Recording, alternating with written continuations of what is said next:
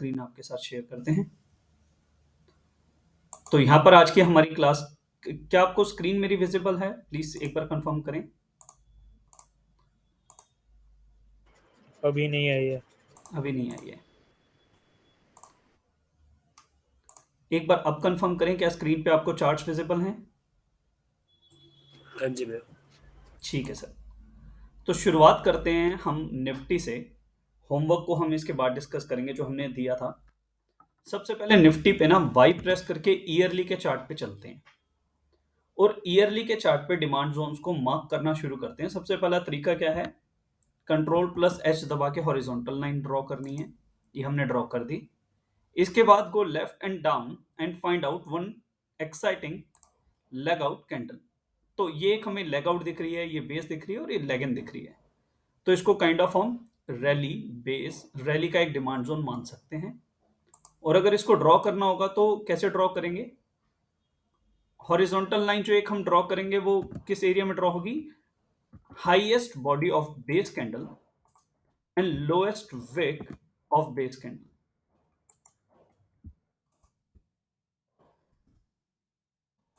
तो ये जो सारा एरिया है ये काइंड ऑफ हमारा एक डिमांड जोन है। अब अगर इसको मुझे आगे तक लेके जाने के, आगे वाले सालों तक ये मेरे पास बना रहे, तो मैं टी प्रेस करूंगा और चार्ट को राइट में स्क्रॉल करूंगा। मोस्ट ऑफ द टाइम ये ईयरली के टाइम फ्रेम पे स्क्रॉल नहीं होगा, पर इसमें हो रहा है। तो अगर आपको ईयरली के टाइम फ्रेम पे ना स्क्रॉल हो रहा हो तो आप छोटे टाइम फ्रेम पे जाके इस चार्ट को स्क्रॉल कर सकते हैं और फर्दर ईयर्स तक आप अपना प्राइस एक्शन ले जा सकते हैं। तो प्राइस फ्यूचर में ही तो इस एरिया में आएगा।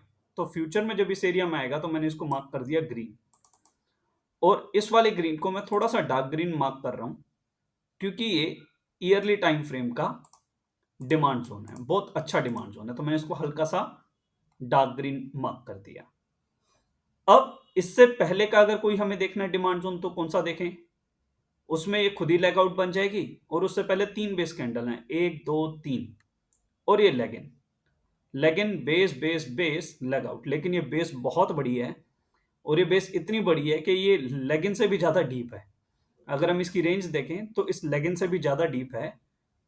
और इस लेग इन को अगर हम लेग आउट कंसीडर करें तो इससे पहले ये 2 बेस कैंडल बनती हैं और ये लेग इन बनती है। तो ये वाला जो प्राइस एक्शन जो हुआ था कोविड के टाइम पे मैं आप लोगों को बता रहा था कि चीजें ना हमें ऑलरेडी पता होती हैं चार्ट में कहां से चलेंगी। तो कोविड के टाइम पे ये एक ईयरली का ये डिमांड जोन था। निफ्टी का प्राइस जब इस ईयरली के डिमांड जोन में आया तो यहां पर आके कितना शार्प रिकवर किया वो आप देख सकते हैं। अब कुछ यूट्यूबर्स इस पे बोल सकते हैं कि ये सबसे तेज रिकवरी थी आज तक के निफ्टी के इतिहास की। तो आज तक के निफ्टी के इतिहास में बहुत कम बार ऐसा हुआ है जब प्राइस ईयरली टाइम फ्रेम पर आया हो। 2020 में एग्जैक्टली अगर मैं इस कैंडल पे क्लिक करूं तो 2031 दिसंबर 2020 को जो ईयर क्लोज हुआ था ये उसी की कैंडल है जिसने लो 7500 और हाई 14,000 का बनाया था। मतलब सेम कैंडल ने 100% का रिटर्न दे दिया था सेम ईयर के अंदर।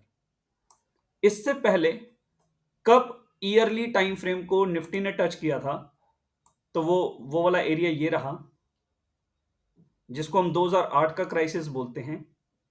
2008 के क्राइसिस के टाइम पे भी निफ्टी अपने ईयरली टाइम फ्रेम में आई थी, ईयरली डिमांड जोन में आई थी। देखिए, अब आपको आज की बातें समझने के लिए ना पुरानी बातों का थोड़ा रिवीजन करना जरूरी होगा। ये लेग इन 3 बेस कैंडल के साथ, 2 बेस कैंडल के साथ ये 2 लेग आउट बनी थी। प्राइस जब दोबारा से ईयरली टाइम फ्रेम पे आई तो उसके बाद भी बहुत फास्ट रिकवरी हुई और ऑलमोस्ट 2 साल के अंदर प्राइस वापस उसी लेवल पे पहुंच गया था जहां से प्राइस ने गिरना शुरू किया था। अब की बार कुछ लोग फिर से प्रिडिक्ट कर रहे हैं कि मार्केट में एक बहुत बड़ा क्रैश आएगा। तो बहुत बड़ा क्रैश कहां तक हो सकता है? ये रहा ईयरली टाइम फ्रेम का डिमांड जोन। प्राइस अगर आएगा तो मोस्ट प्रोबेबली इसी टाइम फ्रेम में आके यहीं से लौट जाएगा, क्योंकि जिस एरिया में बैठ के इंस्टीट्यूशनल इन्वेस्टर्स ने 1 साल तक पेंडिंग ऑर्डर प्लेस किए हैं, तो उस एरिया में ऑब्वियसली उनके पेंडिंग बाइंग के ऑर्डर बहुत ज्यादा हैं। और जब प्राइस उस एरिया में आएगी तो वहां से इंस्टेंट रिएक्ट करेगी, जैसा कि निफ्टी, जैसा कि लॉकडाउन के टाइम पे हुआ था। तो अगर मार्केट यहां से नीचे आए और 18,000 के लेवल पे आ जाए, पैनिक मत होना, यहां पर बाइंग करना।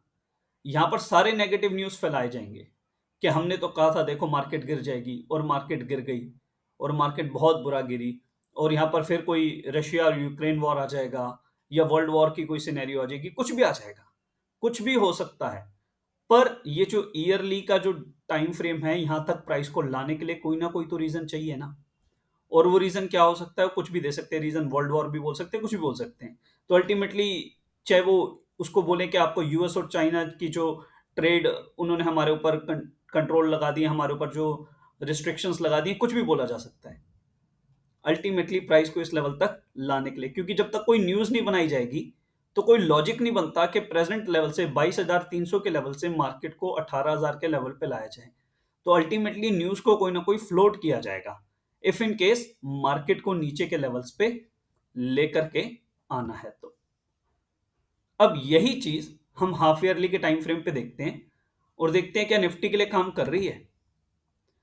ये निफ्टी ने अभी अभी leg in, base, leg out के साथ सिंगल बेस कैंडल वाला एक हाफ ईयरली का डिमांड जोन बनाया है। तो एक बार के लिए इसे भी मार्क कर लेते हैं। मार्केट जब भी ऊपर चढ़ रही है और हेल्दी कंडीशन में ऊपर चढ़ रही है, तो उसके कुछ एक साइंस होते हैं। पहला साइन क्या होता है कि वो डिमांड जोन्स लगातार बनाते हुए ऊपर चलती है। तो इस एरिया में हम देख रहे हैं कि हमें लगातार डिमांड जोन्स दिख रहे हैं। ईयरली का, ईयरली को ही को इंसाइड करता हुआ हाफ ईयरली का डिमांड जोन। नीचे देखते हैं, इससे पहले अगर हमें कोई और डिमांड जोन मिलता है।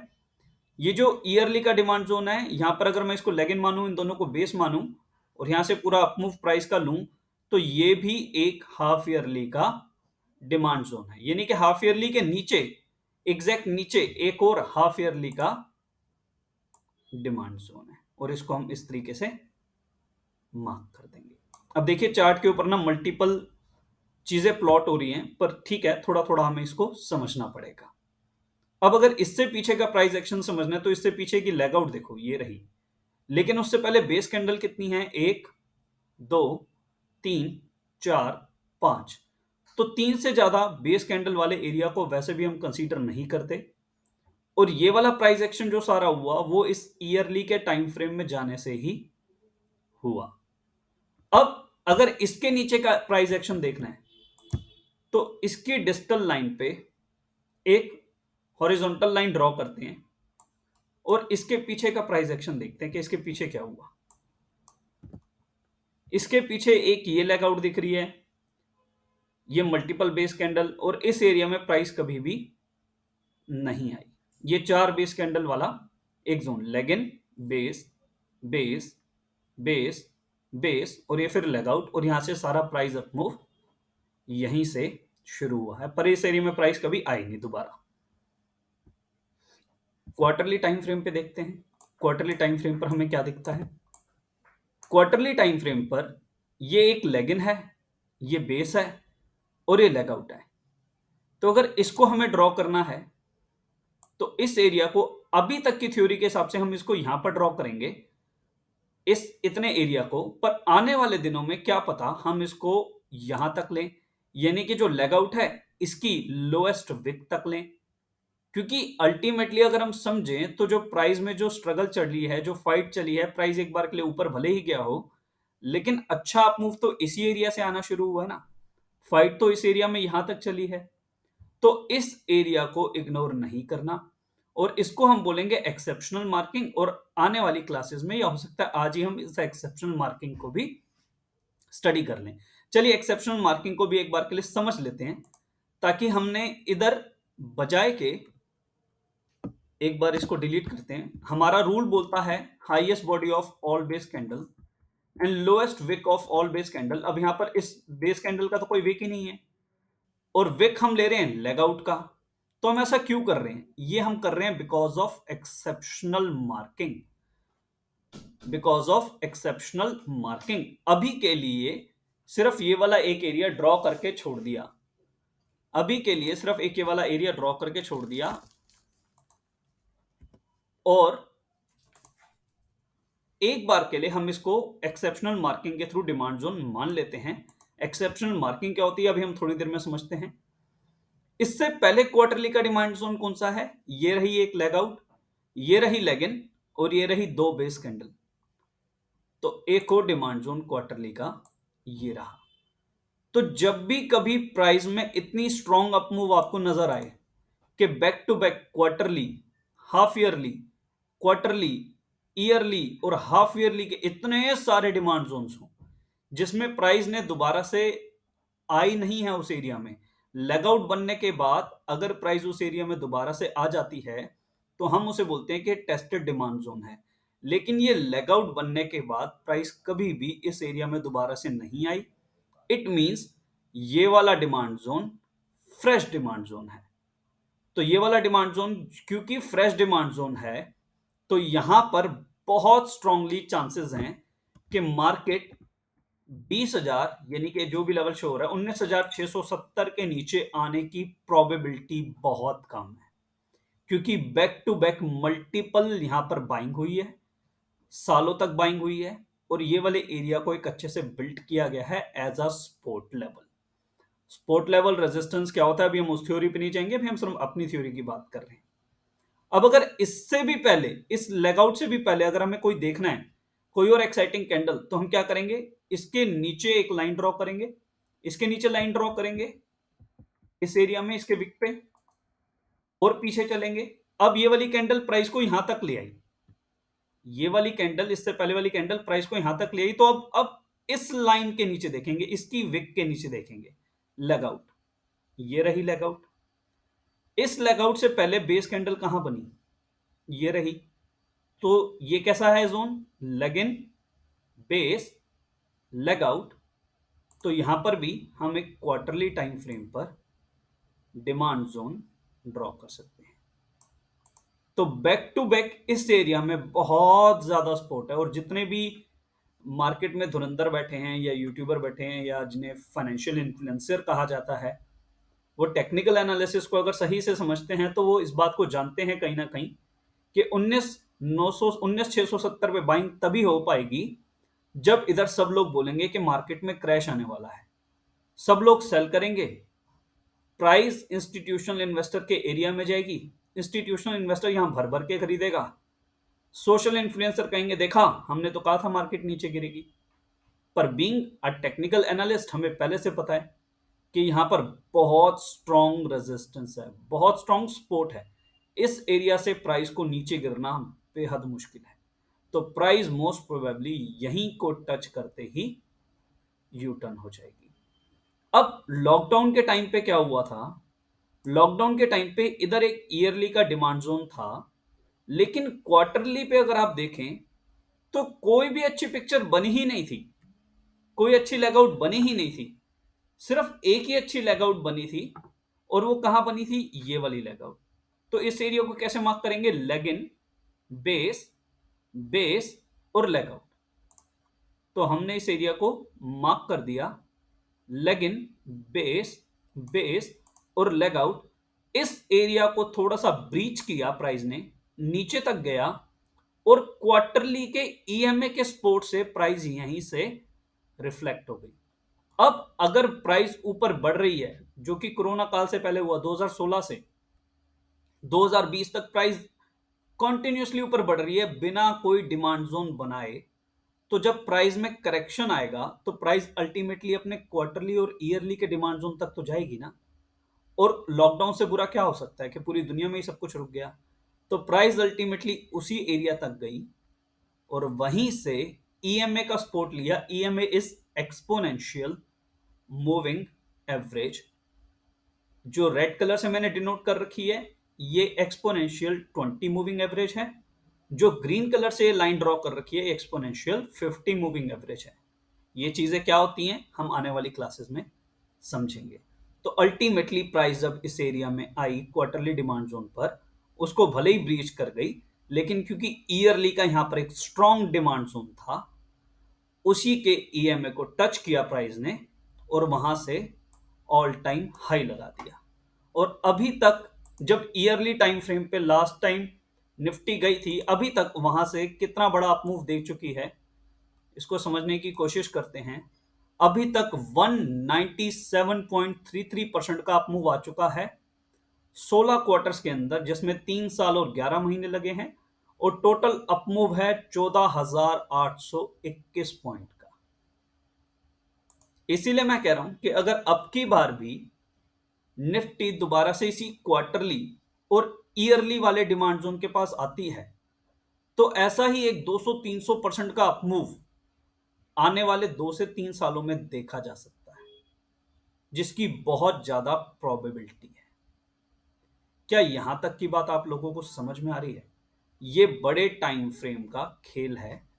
इसको कैसे समझना है, मैंने सिर्फ आपको निफ्टी पर मार्क करके दिखाया और यह समझाने की कोशिश की कि जो लॉकडाउन में प्राइस इतना ज्यादा गिरा वो कहां तक गिरेगा।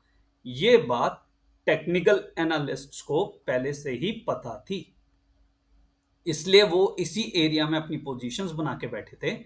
और इसी एरिया में इस कैंडल को नोट कर लो, इस कैंडल को नोट कर लो, ये 31 मार्च 2020 की कैंडल है। इसी मार्च 2020 के क्वार्टर, यानी कि जनवरी फरवरी मार्च 2020 के क्वार्टर में ही प्राइस ने यहां पर एक पॉजिटिव डायवर्जन दिखाया था डेली के टाइम फ्रेम पर। अब ये पॉजिटिव डायवर्जन क्या होता है, ये हम अपनी 15th-16th क्लास में पढ़ेंगे। इसी पॉजिटिव डायवर्जन के बाद प्राइस यहीं से रॉकेट हो गई और ऊपर चली गई। यहां पर भी प्राइस काफी देरों तक कंसोलिडेट कर रही थी। ये क्वार्टर को नोट कर लीजिए, दिसंबर वाला क्वार्टर है। अक्टूबर नवंबर दिसंबर के मंथ में इसी एरिया पर प्राइस ने डेली के टाइम फ्रेम पर एक बहुत सॉलिड बहुत अच्छा बहुत प्यारा पॉजिटिव डायवर्जन बनाया, और एक इस एरिया में बनाया। इसको भी टाइम नोट कर लो, 31 मार्च 2023, जनवरी फरवरी मार्च।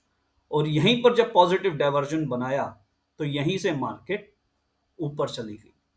अब आप पूछेंगे डायवर्जन क्या होता है? यस, हम 15th-16th क्लास में इसको डिस्कस करने वाले हैं। यहां तक जो हमने प्राइस एक्शन समझा निफ्टी का, उसमें आपको क्या डाउट है आप प्लीज बताएं, तब हम आगे चलेंगे।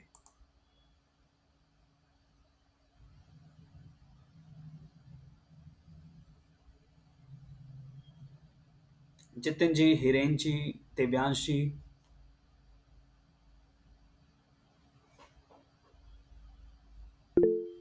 No doubt. Sir excellent. मुझे अब ये इसमें ये पूछना था कि ये हमने जैसे अभी जाते जाते हम 2016 तक पहुंच गए थे देखते हाँ जी, देखते हाँ जी, बैकवर्ड। हाँ जी। तो मेरा ये डाउट था कि यार ये अभी हम निफ्टी देख रहे हैं, अभी किसी स्टॉक का देखना है तो ऑन एन एवरेज कितने साल पीछे तक जाके देखा जा सकता है? इसका कोई लिमिट नहीं है कि जाते जाओ पीछे। सर, इंस्टीट्यूशनल इन्वेस्टर्स जो है ना, आप और मैं जो अपना ऑर्डर प्लेस करते हैं, हमारा ऑर्डर प्लेस होता है हमारे नॉर्मल से सिस्टम से। और जो सिस्टम उन लोगों के पास है, हम उसका मुकाबला नहीं कर सकते। तो हमने जो ऑर्डर आज प्लेस किया, हम मैक्सिमम इस मंथ की एक्सपायरी तक उसे होल्ड कर लेंगे। उसके बाद हम कहेंगे छोड़ यार, प्राइस आई नहीं, यहाँ से निकल जा।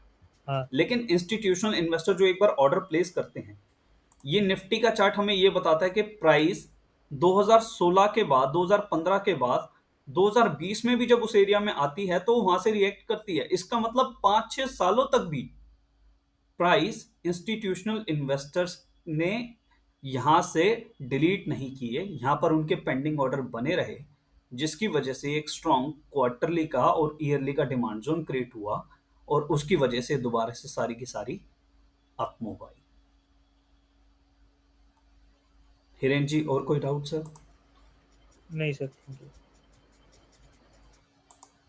तो ये तो हुई निफ्टी पे चर्चा। अब बात करते हैं एक बार के लिए, चलो इसको थोड़ा सा और छोटे टाइम फ्रेम पे लेके चलते हैं। कुछ लोग बहुत पैनिक करा रहे हैं ना, तो मैं तो बड़ा खुश होऊंगा कि अगर निफ्टी 19,670 पे दोबारा से लौटा है, उसके बाद जो इसने अपमूव मारने हैं वो किसी के रोके नहीं रुकेगा, क्योंकि इतना बढ़िया time frame back to back demand zone Nifty में आज से पहले देखने को कम मिले थे। 2015 वाले एरिया में, जहां पर लॉकडाउन के बाद प्राइस आई थी, और वहां से इतना कमाल का 200% का अपमूव दे गई। तो अब बैक टू बैक ये वाला तो एरिया इतना ज्यादा स्ट्रांग बन चुका है कि अगर इस एरिया में आपकी बार प्राइस आई तो मालूम नहीं कहां जाके रुकने वाली है, क्योंकि इंस्टीट्यूशंस ने यहां पर बहुत ज्यादा पेंडिंग ऑर्डर प्लेस कर रखे हैं। इस सारे एरिया को ब्रीच करना ही बेहद मुश्किल होगा फॉरगेट अबाउट कि निफ्टी 11,000 वाले लेवल पे आ जाए। इधर तक तो आना ऑलमोस्ट ऑलमोस्ट इम्पॉसिबल है, पर हाँ फ्यूचर में कुछ ऐसी सिचुएशन हो सकती है कि वर्ल्ड वॉर हो जाए, कुछ और हो जाए, तो इस वाले एरिया को ब्रीच करके हो सकता है एक बार के लिए इधर आ जाओ, प्राइस यहाँ से चल जाए, क्योंकि किसी को भी खरीदने या बेचने से हम रोक नहीं सकते। पर ये जो एरिया बन रहा है, जो पिक्चर दिख रही है, इसमें मेरा कन्विक्शन बहुत ज्यादा आ रहा है।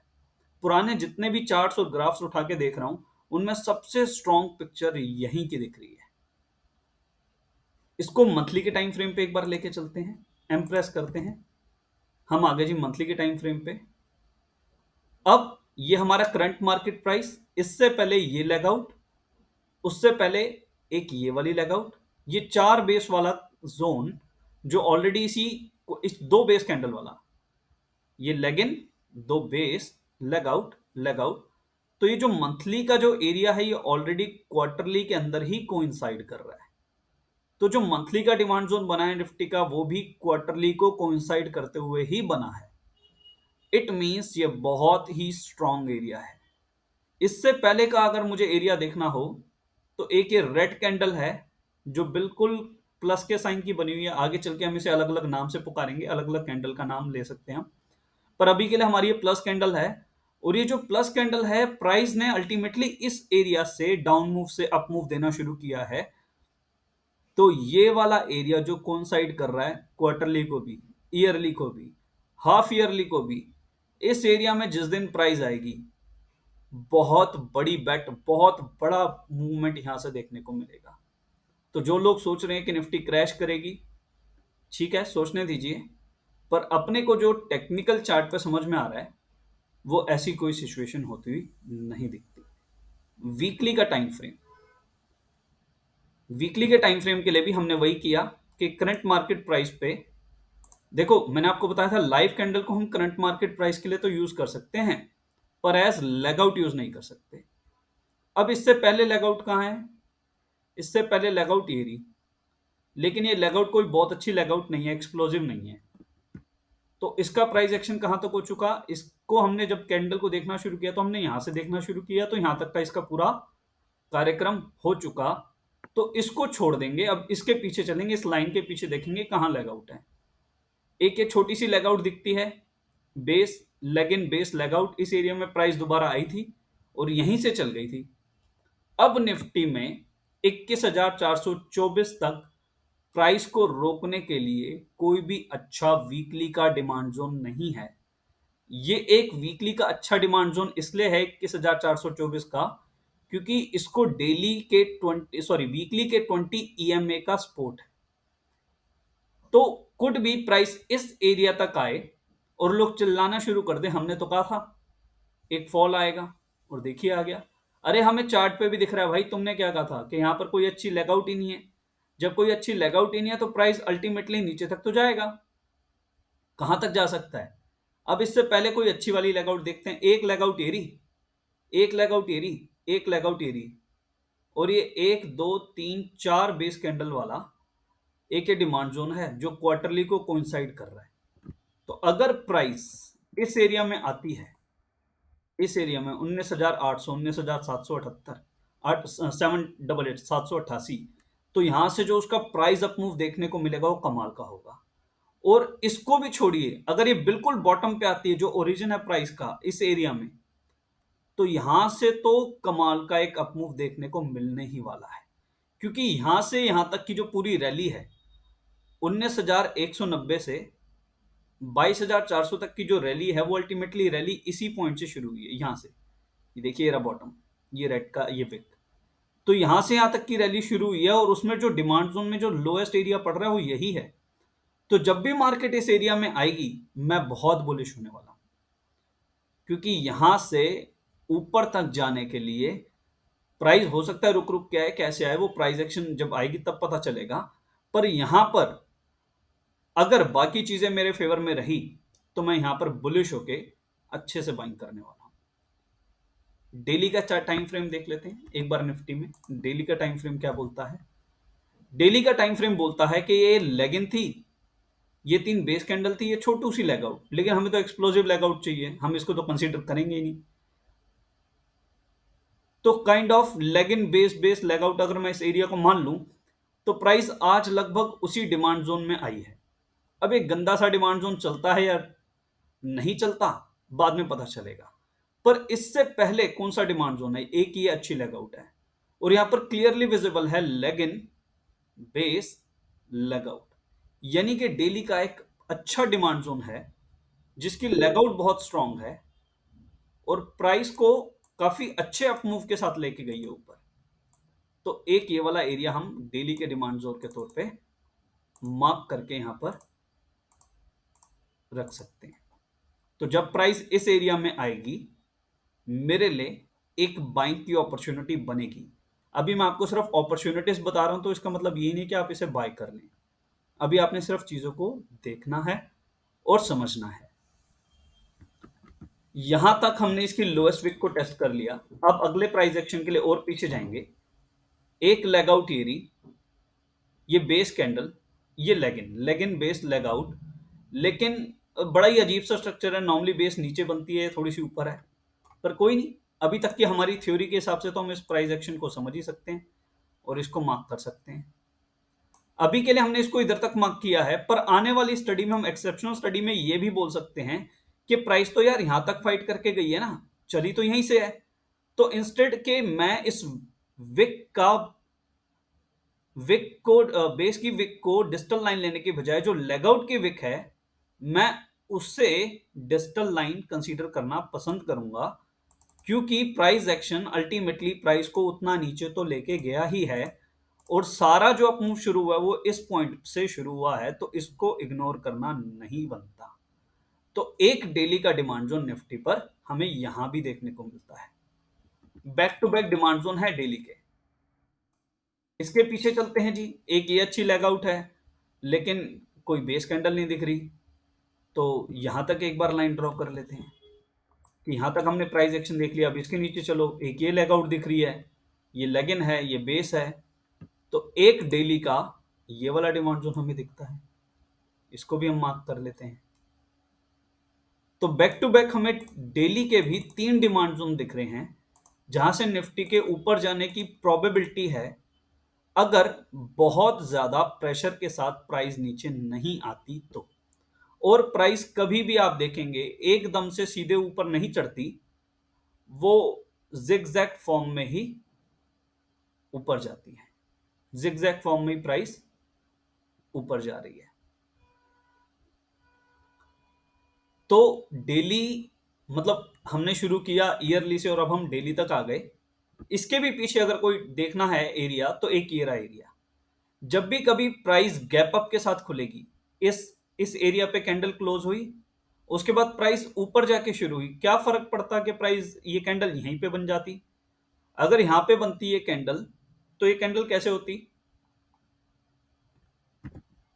तो ये कैंडल कुछ कुछ ये रही, ये कैंडल कुछ कुछ ऐसे बन सकती थी कि यहां पर इसकी बॉडी हो सकती थी पूरी की पूरी, और ये प्राइस यहां से यहां तक जाती तो हम इसे लेग आउट मान लेते।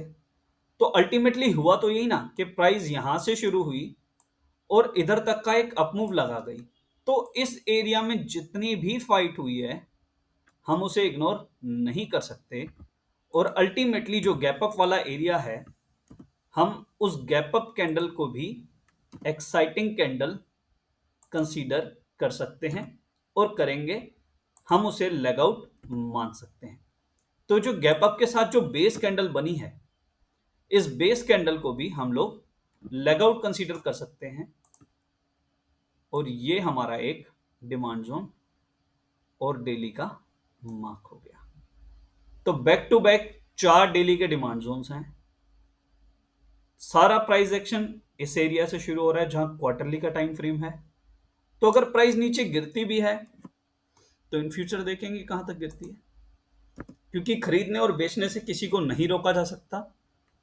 पर एज ऑफ नाउ जो यहां पर पिक्चर बनती हुई समझ में आ रही है, वो ये समझ में आ रही है कि 2 बेस के साथ कुड बी मार्च में अगर एक कैंडल ऊपर की तरफ क्लोज होती है, तो यहां पर एक मंथली का डिमांड जोन बन जाएगा, और यही कैंडल अगर नीचे की तरफ क्लोज होती है मार्च की, तो यहां पर leg in base base leg out red candle वाला एक सप्लाई जोन बन जाएगा। अभी हम कोई प्रिडिक्शन नहीं लगा रहे, क्योंकि आने वाले टाइम में जो प्राइस एक्शन होगा उसके हिसाब से हम अपना सारा कैलकुलेशन करके आगे बढ़ेंगे। मेरे हिसाब से जहां निफ्टी आज आके रुकी है, ये काइंड ऑफ एक डेली का डिमांड जोन था जिसने प्राइस को हल्का सा ऊपर की तरफ पुल किया। अभी कितनी देर इसको सस्टेन कर पाता है, आगे का क्या अप मूव होता है, ये आने वाली क्लासेस में ही हम समझेंगे। तो यहां तक जो हमने डिस्कस किया वो निफ्टी का था। अब बात करते हैं बीते हुए कल में जो हमने होमवर्क दिया था, वो था अदानी एंटरप्राइजेस। तो अदानी एंटरप्राइजेस का चार्ट एक बार के लिए ओपन करते हैं और इसको मार्क करते हैं। करंट मार्केट प्राइस पे एक हॉरिजॉन्टल लाइन ड्रॉ करी। एनुअल पे leg in base base leg out वाला कोई स्ट्रक्चर हमें दिखा नहीं। यहां मल्टीपल बेस कैंडल हैं, लेकिन हाँ उसके बाद लेग आउट बहुत स्ट्रांग है। एक दो तीन लेग आउट हैं जो प्राइस को लगभग 200-300 रुपए से उठा के 4000 रुपए तक लेके गई हैं 3 सालों के अंदर। तो देखते हैं छोटे टाइम फ्रेम पे शायद हमें कुछ मिल जाए। छोटे टाइम फ्रेम पे इससे लेफ्ट जाना है और नीचे की तरफ देखना है, तो एक ये रहा हाफ ईयरली का demand zone, leg in base base leg out वाला, जिसको प्राइस ऑलरेडी ब्रीच कर चुकी है, उसके नीचे जा चुकी है। अगर मैं यहां पर कोई डिमांड जोन मार्क कर भी लूं तो ये टिका नहीं इस डाउनफॉल के सामने, और प्राइस इस हाफ ईयरली के ईएमए के सपोर्ट से चली है।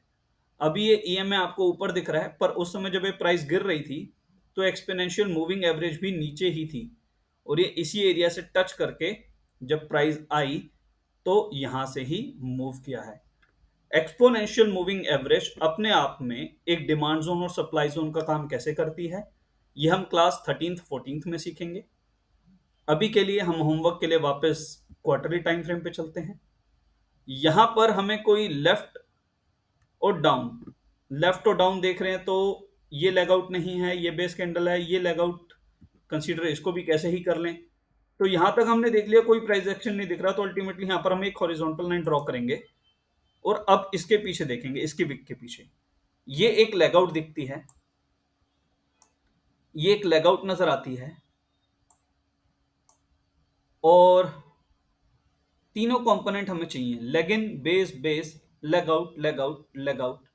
तो यहां पर ये हमारा क्वार्टरली का कुछ एरिया बनेगा, leg in base base leg out leg out leg out और लेग आउट वाला ये एरिया।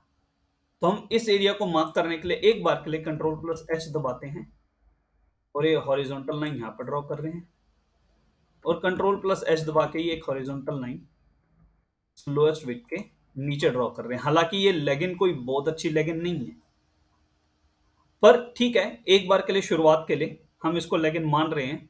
अगर बेस कैंडल की रेंज लेगिन की रेंज से ज्यादा है तो हम उसे एक अच्छा डिमांड जोन नहीं मान सकते, हम उसे बेस कैंडल ही मानेंगे।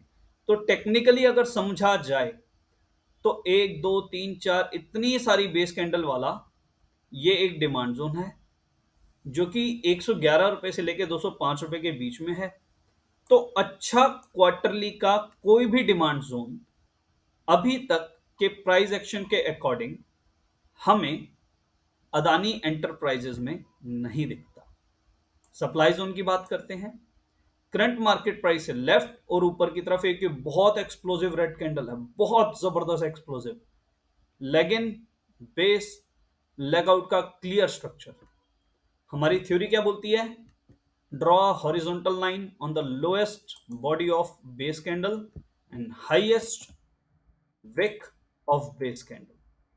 तो ये हमने ड्रॉ कर दी और ये हमारे लिए एक सप्लाई जोन हो गया। इस एरिया को हम रेड कलर से एक बार के लिए मार्क कर देते हैं कि ये हमारा सप्लाई जोन है। क्वार्टरली के बाद मंथली के टाइम फ्रेम पे आते हैं, और मंथली के टाइम फ्रेम पे भी leg in base leg out वाला, दो लेग आउट वाला, बहुत एक्सप्लोसिव लेग आउट वाला ये एक हमें सप्लाई जोन दिखता है। तो हम इसको मार्क कर लेते हैं, ये हमने इसको भी मार्क कर लिया। इसका मतलब अदानी एंटरप्राइजेज में नीचे की तरफ कोई अच्छा डिमांड जोन मिले ना मिले, लेकिन ऊपर की तरफ क्वालिटी के सप्लाई जोन एग्जिस्ट जरूर करते हैं। लेफ्ट में देखिए, एक ये लेग आउट है, ये भी लेग आउट मान लो, पर बहुत सारी बेस कैंडल हैं। हमें कितनी बेस कैंडल चाहिए? मैक्सिमम 3। यहां पर 1 2 3 4 5 6 बेस कैंडल हैं। तो इस एरिया को तो हम डिमांड जोन अच्छे वाला कंसीडर नहीं करेंगे, और इसमें से जिसकी भी लोएस्ट विक है वहां पे लाइन ड्रॉ करके उससे भी पीछे चलेंगे। उससे पीछे चलेंगे और नीचे की तरफ देखेंगे कि यहां पर कोई और लेग आउट दिखती है जी। एक ये रही लेग आउट, ये बेस कैंडल, ये भी बेस कैंडल, ये लेग इन। लेग इन जितनी बड़ी है, लेग आउट उतनी एक्सप्लोसिव है ही नहीं। लेग इन के रेंज में ही दोनों बेस कैंडल और लेग आउट आ गई। इसका मतलब अदानी एंटरप्राइजेज में मंथली के टाइम फ्रेम पर भी कोई डिमांड जोन नहीं है। मंथली के टाइम फ्रेम पर भी 1004 रुपए तक कोई अच्छा डिमांड जोन नहीं है। और थोड़ा सा पीछे चलते हैं, ये वाले एरिया को देखते हैं, आइडेंटिफाई करते हैं, शायद यहां पर कुछ मिल जाए। ये रहा एक मंथली का demand zone, leg in base leg out. तो अगर इस एरिया को मैं आइडेंटिफाई करूं और मार्क करूं, तो 506 रुपए पर मेरी प्रॉक्सिमल लाइन ड्रॉ होगी और डिस्टल लाइन मेरी ड्रॉ होगी 471 रुपए पर। तो 471 और 506 के बीच का जो एरिया है, ये मेरे लिए एक मंथली का अच्छा डिमांड जोन है। अब जब अदानी एंटरप्राइजेस अपने क्वार्टरली और मंथली के सप्लाई जोन के इतना पास खड़ा है और यहां से दोबारा से जब रिएक्ट करेगा, तो इसने कोई अच्छा मंथली का डिमांड जोन तो बनाया ही नहीं। और प्राइस अगर इस 506 रुपए तक के लेवल पे आ जाए दोबारा से टकरा के, तो क्या इसमें कोई हैरत की बात होनी चाहिए, या हमें ये चीज चार्ट पे पहले से ही दिख रही है?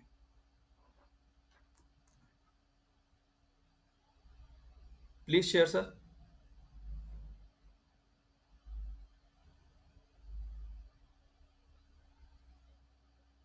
ये जो दो ड्रॉप्स थे बड़े वाले एक्सप्लोसिव्स, हाँ वो जी।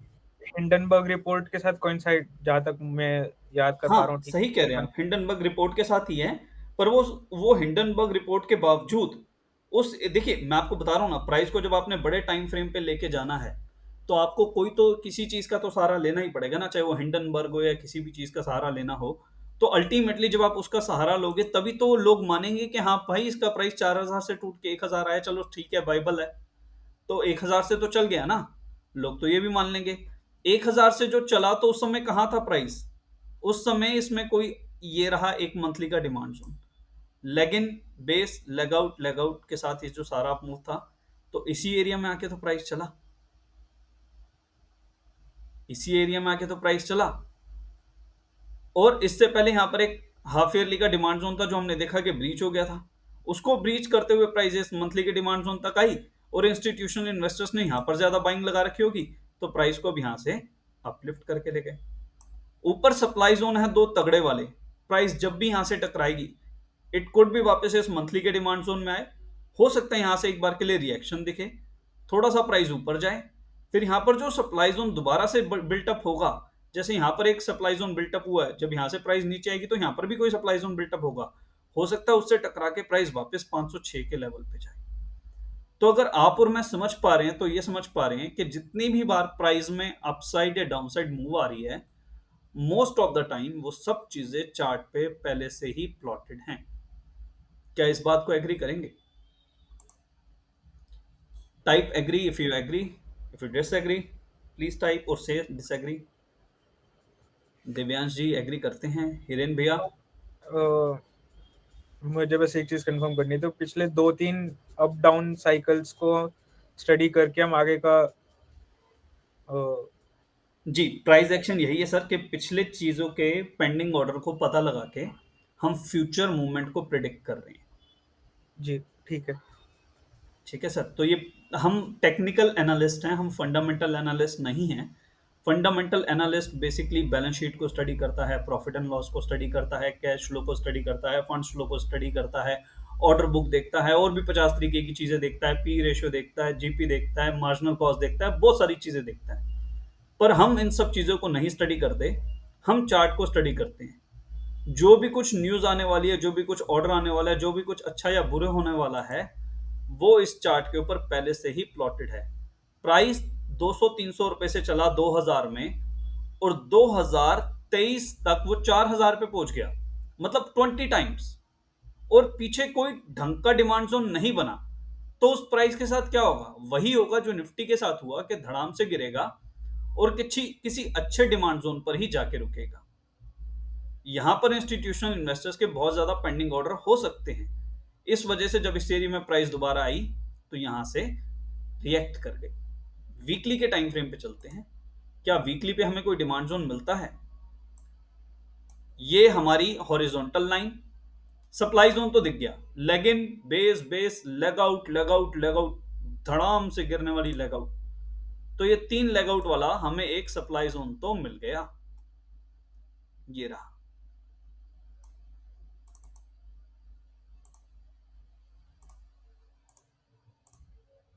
ये सप्लाई जोन मिल गया हमें। अब फ्यूचर में जब भी कभी इस वीकली के सप्लाई जोन के आसपास प्राइस दिखेगी, जो कि प्राइस के गिरने का बिल्कुल ओरिजिन था, तो ऑब्वियस है यहां से जो पोजीशंस बनाई जाएंगी वो शॉर्ट की बनाई जाएंगी। अभी आपने कोई पोजीशन बनानी नहीं है, क्योंकि अभी आपको कोई भी ट्रेड सेटअप नहीं बताया।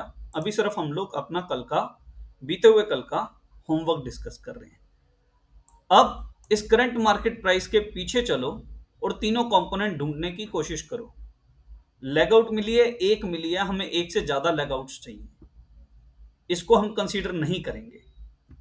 तो इसके प्रॉक्सिमल लाइन के जो जो सॉरी इसके विक का जो लोएस्ट है वहां तक लाइन ड्रॉ करो। अब उसके पीछे चलो। ये एक ग्रीन कैंडल है, लेकिन ये बेस बन के रह गई, ये एक्सप्लोसिव नहीं बन पाई। इसके भी पीछे चलो। ये एक लेग आउट तो बनी, लेकिन इससे पहले जो बेस कैंडल बनी है वो तो इसकी लेग आउट से भी बहुत बड़ी है, तो इसको भी कंसीडर नहीं करेंगे। अब इसके लोएस्ट तक ड्रॉ करो और उसके भी पीछे चलो। एक ये रही कैंडल, और एक ये गैप अप के साथ, और ये नीचे 4 बेस कैंडल। भले ये 4 बेस कैंडल वाला जोन है, लेकिन ये एक अच्छा डिमांड जोन हो सकता है। ये प्रोबेबिलिटी है। हमें प्रोबेबिलिटी गेम नहीं खेलनी, हमें एब्सोल्यूट टर्म्स में श्योर होकर चलना है। तो इतनी सारी बेस कैंडल के बाद एक लेग आउट बनी है, वो लेग आउट भी बहुत एक्सप्लोसिव नहीं बनी, बेस कैंडल ही बन के रह गई। तो अब इन चारों के विक के नीचे लाइन ड्रॉ करो, जो ऑलरेडी हमने शायद मंथली पे डिमांड जोन पे की हुई है। ये ड्रॉ कर दी। इसके नीचे आके देखते हैं, क्या इसके नीचे हमें कोई ऐसा एरिया मिलता है जहां पर एक्सप्लोसिव लेग आउट हो। एक एरिया ये दिखता है, leg in, base, base, base, leg out वाला। लेकिन इसकी भी जो बेस कैंडल है, लेग इन उस बेस कैंडल की रेंज से भी छोटी है, तो इसको भी कंसीडर नहीं करना चाहिए टेक्निकली। तो ये जो सारी बेस कैंडल हैं, ये हमारे लिए गार्बेज एरिया है। मतलब इस एरिया में कोई भी अच्छा प्राइस एक्शन नहीं है।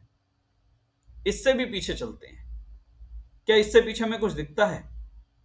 वीकली पर इससे पीछे भी हमें कुछ भी नहीं दिखेगा, क्योंकि अगर आप इसको लेग इन मान रहे हो, इन तीनों को बेस कैंडल भी मान लो, तो इसको आप लेग आउट इसलिए नहीं कंसीडर कर सकते क्योंकि लेग आउट आपकी लेग इन के कंपैरेटिवली 1/3 भी नहीं है। जबकि लेग आउट कैंडल एक्सप्लोसिव होनी चाहिए, लेग इन की बॉडी को क्रॉस करनी चाहिए। तो इसको भी हम कंसीडर नहीं करेंगे। अगेन, इसके लोएस्ट के नीचे हमने लाइन ड्रॉ करी, अब इसके पीछे का एरिया मार्क करेंगे।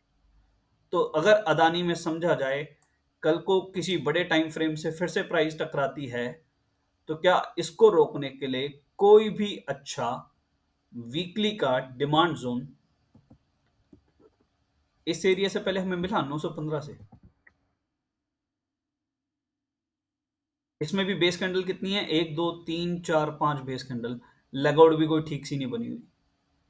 तो अल्टीमेटली अदानी के अंदर अगर मैं बात करूं, मेरा हाथ ना डालने का एक सबसे बड़ा रीजन ये है कि मुझे इसमें किसी भी बड़े टाइम फ्रेम के अंदर डिमांड जोन मार्क करने के बावजूद भी नहीं दिखता। इसीलिए अभी के लिए अदानी से दूर रहने में भलाई है। आप लोगों को होमवर्क देने का रीजन ये था कि ऐसे बहुत सारे चार्ट्स हमें दिखेंगे जिस पे हम कुछ भी मार्क तो कर सकते हैं, लेकिन एक्चुअल में देखने में कुछ भी अच्छा यहां पर नहीं है। तो अगर कुछ भी अच्छा नहीं है और फिर किसी बड़े टाइम फ्रेम के सप्लाई जोन से प्राइस टकराएगी, तो इसको जब रोकने के लिए कुछ अच्छा है ही नहीं, तो इसके प्राइस के साथ क्या होगा? ऊपर जाएगा या औंधे मुंह गिरेगा? द आंसर इज इसकी ऐसी तैसी हो जाएगी। इसीलिए जब तक आप अपनी स्टडी से सेटिस्फाई ना हो, जब तक आपकी खुद की स्टडी ना बोले कि भाई ये कमाल का जोन है, ये कमाल का एरिया है, ये मार्क कर सकते हैं, उस एरिया को मार्क मत कीजिए। टेक्निकली मार्क करने के लिए, एक छोटे अप मूव के लिए मार्क करने के लिए मैं इसको लेग इन मान सकता हूँ, इसको बेस मान सकता हूँ, इसको लेग आउट मान सकता हूँ, लेकिन इसमें कुछ है ही नहीं लेग आउट जैसा, एक्सप्लोजिव ही नहीं है, छोटी सी ग्रीन कैंडल है जो लेग इन और बेस के अगर टोटल रेंज से मिलाऊं तो शायद उसकी रेंज के अंदर ही खत्म हो जाए। इसमें कोई बहुत बड़ा प्राइस का अप मूव भी नहीं आया। तो वीकली पे भी कुछ नहीं दिखता, डेली पे चलते हैं जी। डेली पे सप्लाई जोन कहां है? एक तो ये रहा जी हमारे प्राइस के जस्ट ऊपर लेग इन, 4 बेस कैंडल वाली बेस और फिर ये लेग आउट। तो यहीं पर एक ये सप्लाई जोन जैसा दिखता है। और अगर आपने इसको सप्लाई जोन नहीं मानना, तो इसके ऊपर वाले जब आप एरिया में जाएंगे तो ये वीकली के पास ही आपको यहां पर ये डेली का सप्लाई जोन मिल जाएगा, और एक सप्लाई जोन आपको इस एरिया में मिलेगा। एक बार ये मैं पिक्चर आपको बड़ी करके दिखाता हूँ। ये रहा leg in, base, leg out, बिल्कुल ओरिजिन का सप्लाई जोन, जो कहां से शुरू हो रहा है? 4092 से 4175 के बीच में। तो जब भी कभी मुझे प्राइस 4092 से 4175 के बीच में मिलेगी, मेरी पोजीशन शॉर्ट की होगी और अदानी के इस शेयर को मैं बेचना पसंद करूंगा एज कंपेयर टू खरीदने के। यहां तक हमने देख लिया। लेफ्ट, नीचे चलते हैं। एक ये लेग आउट दिखती है छोटू सी, leg in, 2 base, leg out. एक बार के लिए डेली का डिमांड जोन हम मार्क कर लेते हैं, पर इस डेली के डिमांड जोन में कुछ बहुत स्ट्रांग नहीं है। लेग आउट भी कोई बहुत अच्छी नहीं है, बहुत स्ट्रगल करके प्राइस यहां से ऊपर गया है। इसके नीचे का एरिया देखना हो तो इस लाइन के पीछे जाएंगे। एक ये लेग आउट दिख रही है, 1 2 3 बेस कैंडल दिख रही हैं, ये लेग इन दिख रही है। तो अभी तक की हमारी थ्योरी के हिसाब से, हमारी एजुकेशन के हिसाब से हम इस एरिया को इतना बड़ा मार्क करेंगे, पर इतना बड़ा एरिया मार्क करने का कोई लॉजिक नहीं है, क्योंकि जो असली प्राइस एक्शन शुरू हुआ है वो शुरू तो इसी रेंज में हुआ है ना। लड़ाई तो अल्टीमेटली इसी रेंज में चली है प्राइस की, और यहीं से प्राइस में एक अप मूव आया है। तो बजाय कि वो ऊपर वाले एरिया को मार्क करने के लिए जो हम मार्क करेंगे, वो ये नीचे वाला एरिया मार्क करेंगे। एक बार के लिए आपको control plus H plus mark करके दिखाता हूं। Highest body of all base candle, ये 2 बेस कैंडल है, इसकी highest body, and lowest wick of all base candle, lowest wick कहां होगी जी? ये रही। अब इसी एरिया में एक डिमांड जोन हम ये मार्क कर लेते हैं।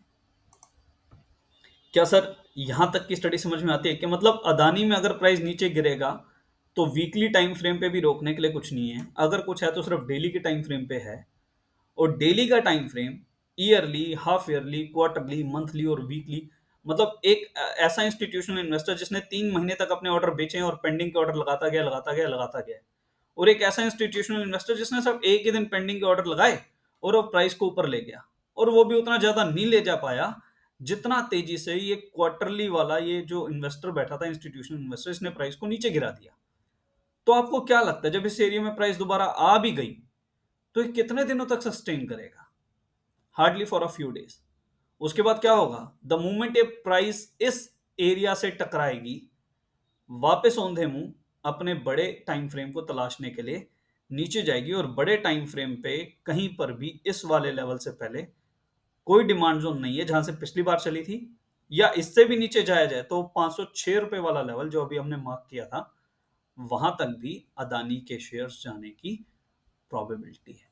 हालांकि मुझे इसमें कुछ भी चार्ट में अच्छा नहीं दिखता, इसीलिए अदानी के शेयर्स से मैं दूर रहता हूं और इनमें ट्रेड करने से बचता हूं। यहां तक की हमारी आज की क्लास है। आपके जो भी कुछ डाउट्स हैं आप प्लीज पूछिए। हमने सिर्फ आज दो ही चीजों के प्राइस एक्शन को समझा है, एक निफ्टी के और दूसरा अदानी के।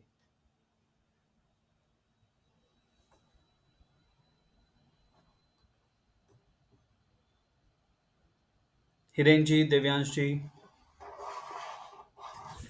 भैया मैं ये पूछ रहा था कि जैसे हमने अभी डेली के फ्रेम पे निफ्टी में तीन हमने सप्लाई वो डिमांड जोन मार्क करे थे, हाँ जी। तो हमें ये कैसे पता चलेगा कि वो कौन से वाले से ही वापस मुड़ेगा? क्योंकि मतलब हमने तीन मार्क कर दिया, अगर वो पहले से ब्रीच हुआ तो दूसरे से जाके मुड़ेगा या तीसरे पे जाके मुड़ेगा? बहुत सही क्वेश्चन है देव्यांश जी। इसका आंसर हम आने वाली क्लासेस में करेंगे और इसको हम बोलते हैं टॉप डाउन अप्रोच। तो टॉप डाउन अप्रोच का मतलब ये होता है कि प्राइस कितने बड़े टाइम फ्रेम से चल रहा है। मतलब ये मान लो कि जब आप छोटे से थे, 4-5 साल के, आपके पीछे मैं खड़ा हूं और मेरे पीछे वरुण भैया खड़े हैं और आपको हमने बैट थमा दिया और हम तीनों चिपक चिपक के खड़े हैं। तो इस बात की क्या प्रोबेबिलिटी है कि अगर आपसे नहीं लगा तो मेरे से या वरुण भैया से लग जाएगा? ठीक है। हाँ, अच्छी खासी चांसेस। प्रोबेबिलिटी है ना। तो हम हाँ जी बड़े बिल्कुल। टाइम फ्रेम के सपोर्ट के साथ देखेंगे कि हम कहाँ खड़े हैं। अगर हम किसी बड़े टाइम फ्रेम के साथ खड़े हैं, भगवान कृष्ण हमारे साथ खड़े हैं, तो हमारा डिमांड जोन जरूर साथ देगा। तो हम भले ही अर्जुन है, हमारे पास कुछ भी नहीं है, लेकिन कृष्ण भगवान का सपोर्ट है ना बड़े टाइम फ्रेम का। हाँ तो जी। हमारा छोटे से छोटा डेली का टाइम फ्रेम भी या 15 मिनट का टाइम फ्रेम भी काम कर जाएगा। लेकिन भगवान कृष्ण अगर हमसे बहुत दूर जा चुके हैं, बहुत दूर, जैसे अभी निफ्टी में मैंने आपको दिखाया कि ईयरली का डिमांड जोन कम से कम 3000 पॉइंट नीचे है, तो हम्म। चलने की क्या प्रोबेबिलिटी है? तो प्रोबेबिलिटी कंपैरेटिवली कम कम हो है, जाएगी। क्योंकि बड़ा टाइम फ्रेम जो है वो थोड़ा सा दूर है। ज्यादा हमारा, हाँ ठीक है। ठीक है, ऐसा नहीं कह रहा कि ठीक है। नहीं चलेगा, हो सकता है वहीं से चल जाए, कोई नया टाइम फ्रेम बना दे, कुछ नया प्राइस एक्शन बना दे, पर फॉर द टाइम बिंग उसके चलने की प्रोबेबिलिटी कंपैरेटिवली कम हो जाएगी। और बॉलिंग में भी सेम है, मतलब सप्लाई जोन में भी सेम है। वहां पर भी अगर किसी बड़े टाइम फ्रेम से प्राइस आ रहा है, जैसा कि अभी हमने अदानी में देखा कि प्राइस कहां से आ रहा है, क्वार्टरली के सप्लाई जोन से। तो क्वार्टरली वाले से जब प्राइस टकराएगा तो उसको डेली वाला रोक पाएगा क्या? नहीं। मतलब ये समझ लो, अभी आप 5 साल मतलब के हो, मुश्किल है।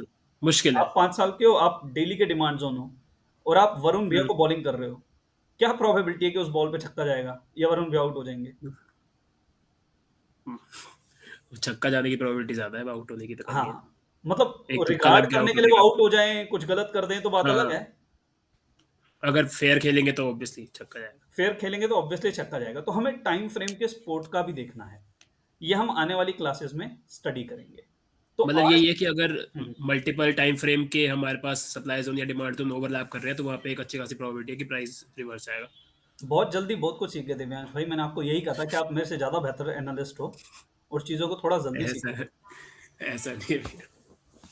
तो ओके, थैंक यू। ठीक है। अगर मैं इधर एक बैंक निफ्टी का भी आपको चार्ट दिखाऊं ना, ये निफ्टी बैंक का है दिव्यांश। आपको याद होगा, आप मेरे घर पे आए थे, मैंने लाइन ड्रॉ की थी, डेली के टाइम फ्रेम पे जाते हैं और एक बार उसी लाइन को देखते हैं। ये 48,101 की लाइन थी, मैंने डे 1 पे भी दिखाई थी कि भाई देखो, मैंने आपको बोलता यहाँ पर ये प्राइस टकराएगी और यहीं से नीचे आएगी। तो देखो यहाँ पे टकराने के बाद प्राइस यहीं से नीचे आ रही है। ये आज की डेली की कैंडल है बैंक निफ्टी की। तो हमें क्यों पता चल रहा है भाई यहाँ पर ये सब चीजें होंगी? क्योंकि ऑब्वियसली यहाँ पर किसी बड़े टाइम फ्रेम का सपोर्ट है। यहाँ पर कोई वरुण भैया बैठे हैं पीछे बैटिंग बॉलिंग करने के लिए, तो वो जब संभालेंगे तो जो छोटा टाइम फ्रेम होगा उसकी नहीं चलेगी। पर निफ्टी के अंदर, एक बैंक निफ्टी में एक सबसे कमाल की बात ये हुई है कि क्वार्टरली को कोइंसाइड करता हुआ एक और क्वार्टरली का डिमांड जोन था और प्राइस वहीं से रिएक्ट होकर ऊपर जा रही है। तो ऊपर कितना ही स्ट्रांगली वीकली का डिमांड जोन क्यों ना हो, वो ज्यादा टाइम तक इस क्वार्टरली वाले बैट्समैन को फेस नहीं कर पाएगा, इस डिमांड जोन को फेस नहीं कर पाएगा। आज का आपका होमवर्क देता हूं, एक अच्छा चार्ट है जियो फाइनेंशियल का, जिसे मैंने 245 रुपए पे खुद बाय कर रखा है। आज ये 355 का है। तो जियो फाइनेंशियल में आपको डिमांड जोन्स मिलेंगे और अच्छे मिलेंगे। आप इसमें वीकली के टाइम फ्रेम, मंथली में शायद आपको ना मिले, वीकली और डेली के टाइम फ्रेम पे आप इसमें डिमांड जोन मार्क करके भेजेंगे एचडी क्वालिटी में। और एक और अच्छा स्टॉक है सिगाची। मेरे वाले एंट्री स्टॉप लॉस पे मत जाना प्लीज। सिगाची में डेली, मंथली और वीकली के डिमांड जोन आपने मार्क करने। Sigachi, SIGACHI, Sigachi. Daily, weekly और मंथली के डिमांड जोन आपने मार्क करने हैं सिगाची और जियो फाइनेंशियल सर्विसेज में। और आने वाले दिनों में हम देखेंगे क्या हमारे मार्क के वो डिमांड जोन चल रहे हैं या नहीं चल रहे। अभी के लिए जो मैंने आपको दिया वो बिल्कुल बेसिक वाला है, बिल्कुल बेसिक वाला। अब अगर आप इसमें कुछ मेरे से पूछना चाहते हैं तो प्लीज पूछिए।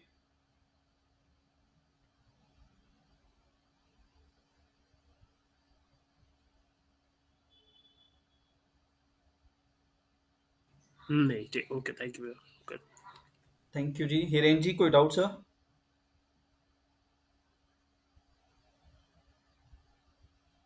एक डाउट था मुझे इसमें, जी सर। जैसे हमने अभी लाइन प्राइस मार्क्स लाइन बनाई थी जी कैंडल के लोअर विक्स पे और मतलब जी सप्लाई और डिमांड जोन, जी। तो इनमें ही हम बाय इन जोन और ये टारगेट वगैरह निकालते हैं, सेल आउट वगैरह, हाँ सर, इसी से हम अपना पूरा जो ट्रेडिंग एक्शन टारगेट है वो हम वगैरह। इसी के अकॉर्डिंग लेंगे। ओके ट्रेड सेटअप हम इसी के अकॉर्डिंग बनाएंगे। ओके। पर वो हम अभी बना नहीं रहे सर, अभी सिर्फ हम स्टडी कर रहे हैं। मैंने आपको बोला ना, जब तक हमारी 20 क्लासेस खत्म नहीं हो जाती, एटलीस्ट 20 क्लासेस, तब तक हम कोई भी ट्रेड ना लें। हाँ जी। तब तक सिर्फ चीजों को समझें और देखें क्या आप जो एनालाइज कर रहे हैं चार्ट्स के ऊपर, क्या वो चीजें काम करती हैं या नहीं करती। ठीक है सर, तो आज की जी सभा यहीं समाप्त करते हैं। और मैंने आपको एक छोटा सा होमवर्क और दिया है, प्लीज कोशिश कीजिए कि इसे आप कंप्लीट करें, क्योंकि जब आप कंप्लीट करेंगे उसको क्रॉस चेक करूंगा, और क्रॉस चेक होगा तो ही हम आगे की चीजें सीख पाएंगे।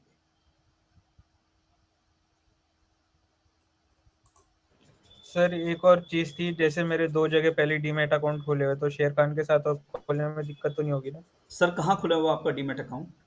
एक HDFC के साथ है सिक्योरिटीज, जी जी। और दूसरा? और दूसरा ग्लोब कैपिटल।